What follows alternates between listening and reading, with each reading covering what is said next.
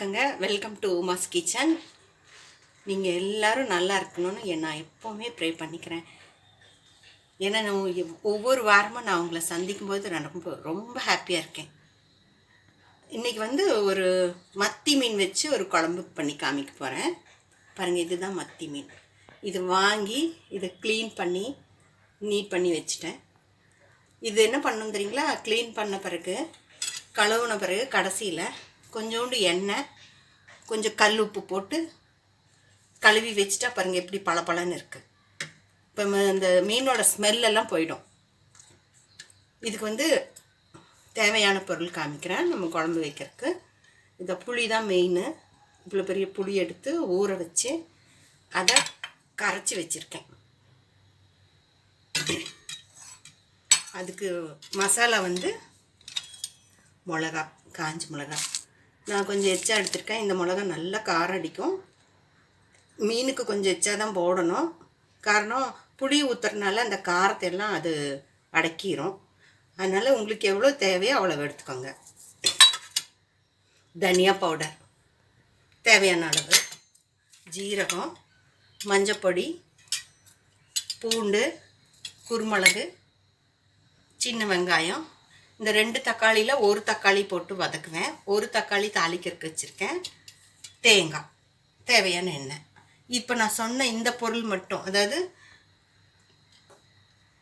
ஜீரகம், பூண்டு, குருமிளகு, தனியா, மிளகா, தேங்காய், சின்ன வெங்காயம் இதெல்லாம் வறுத்துட்டு அரைக்கணும். அப்போ அதுக்குள்ளே இந்த மீனில் நம்ம இந்த கரைச்சி வச்ச புளியை ஊற்றுறோம்.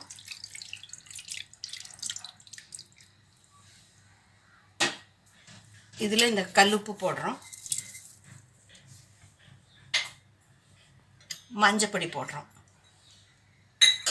இதை அப்படி கொஞ்சம் நல்லா கலக்கி மூடி வச்சுருங்க. இதை நம்ம வறுத்துட்டு அரைச்சிட்டு நான் உங்களுக்கு காமிக்கிறேன். இது நமக்கு மெயின் வேலை என்ன தெரியுங்களா? மீன் க்ளீன் பண்ணுறது தான் கொஞ்சம் கஷ்டமான வேலை. அதை சுத்தப்படுத்திட்டு இதை வறுத்து அரைச்சிட்டோம்னா மீன் குழம்பு உடனே ரெடி ஆகிரும். இது 2 வேலை தான் மெயின்.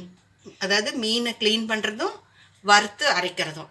இது 2 முடிச்சிட்டோம்னு வச்சுக்கோங்களேன், ஈஸியாக சீக்கிரமாக மீன் குழம்பு ஒரு கொதியில் ஆகிடும் உங்களுக்கு. வாங்க, இதை நான் வறுத்து அரைச்சிட்டு காமிக்கிறேன். பாருங்க, கொஞ்சம் எண்ணெய் விட்டுட்டு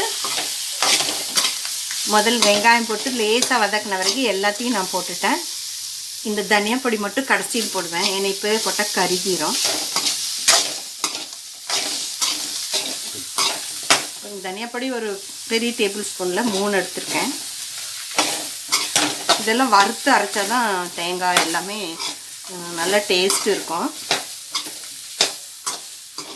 ஒரு தக்காளி மட்டும் இதில் போட்டிருக்கேன். ஒரு தக்காளி தாளிக்கிறதுக்கு வச்சுருக்கேன். இது உங்களுக்கு அரைச்சிட்டு காமிக்கிறேன். பாருங்கள், மண் சட்டி வச்சுருக்கேன். இது மீனுக்குனே நான் வச்சுருக்கேன். எண்ணெய் ஊற்றியிருக்கேன். இதுக்கு கடுகெல்லாம் போட மாட்டேன், வெந்தயம் தான் போடுவேன். வெந்தயம் இன்னும் பொரியலை. பாருங்கள், வெந்தயம் கொஞ்சம் பொரிஞ்சிருச்சு. பொரியாமல் போட்டால் கசக்கும். இதில் பச்சை மிளகாவும் கருவேப்பிலையும். மீனில் நான் எதுக்கு முதல்லையே உப்பும் மஞ்சள் புளி போட்டேன்னு தெரியுங்களா? அந்த மீன் நல்லா புளிப்பு, உப்பு நல்லா புளிப்பும் பிடிச்சிருக்கும். அதுவும் இல்லாமல் மீன் உடையாது. இதுதான் இது மெயின் ரீசன். இதை அரைச்சி வச்சு அந்த மசாலாவை விடுறேங்க.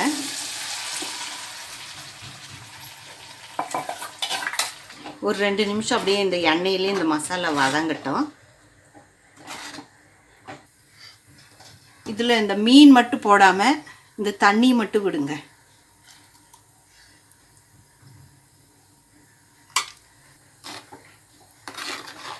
இந்த மசாலாவும் நம்ம ஊற்றின அந்த புளி தண்ணியும் நல்லா சேர்ந்து நல்லா கொதிக்கணும். கொதித்து அந்த மசாலா வாசம் எல்லாம் போகணும். அது வரைக்கும் நம்ம மீன் போடக்கூடாது. எல்லாரும் என்ன பண்ணுவாங்க, முதல்ல எல்லாம் மீனை போட்டுருவாங்க, உடஞ்சி போச்சும்பாங்க. ஆனால் இப்படி செஞ்சு பாருங்கள், இந்த நல்லா கொதித்து அந்த மசாலா வாசமெல்லாம் போகணுங்க. மீன் போட்டு 2 கொதியில் ஆஃப் பண்ணிடணும். இது நல்லா கொதித்து மசாலா வாசம் போகட்டும். கொஞ்ச நேரம் நான் இதை மூடி வைக்கிறேன். திறந்து பார்க்கலாம். மசாலா வாசம்லாம் போயிடுச்சு. ஓகே, நான் மீன் எடுத்து போடுறேன்.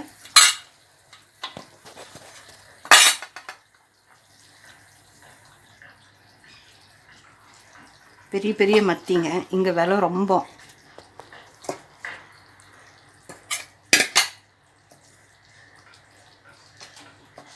சட்டி கொஞ்சம் சின்னதாயிருச்சு. பெருசாக இருந்தால் இன்னும் நல்லா இருந்திருக்கும்.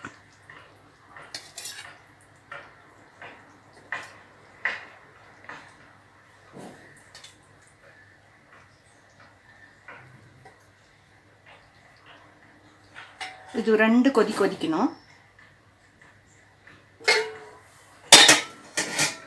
போட்டுட்டேன். கொஞ்சம் ஒரு 2 கொதி வரட்டுங்க. அது வரைக்கும் கொஞ்சம் மூடி வைக்கிறேன். A few moments later. பாருங்க, திறந்து பார்க்கலாம்.